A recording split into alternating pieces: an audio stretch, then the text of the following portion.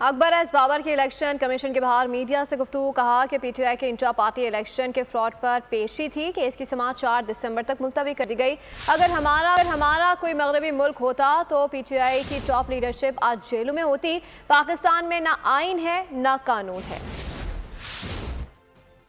जो फ्रॉड किया था उसको उस सिलसिले में पेशी थी और आज हमने अपना केस को आर्गू करना था, लेकिन जैसा कि होता रहा है पीटीआई का ये एक वो ब्रांड बन चुका है कि ये ताखीरी हरबे इस्तेमाल करते हैं। तो आज फिर उन्होंने एडजर्नमेंट की दरख्वास्त की, जिसकी वजह से 4 दिसंबर को अब दोबारा पेशी होगी इस इंट्रा पार्टी इलेक्शन के हवाले से। तमाम पीटीआई की जो टॉप लीडरशिप है, जो फाइनेंस बोर्ड के मेंबरान हैं, उन सब पे वो तमाम इल्जामात साबित हो गए कि बहुत बड़े पैमाने पे बेकायदगी हुई है, गैर मुल्की फंडिंग हुई है, गैर मुल्की शहरियों ने की है, गैर मुल्की कंपनियों ने की है। अगर ये कोई मगरबी मुल्क होता तो ये पाकिस्तान तहरीक इंसाफ की जो टॉप लीडरशिप है ये आज असेंबलियों में नहीं जेल में होती।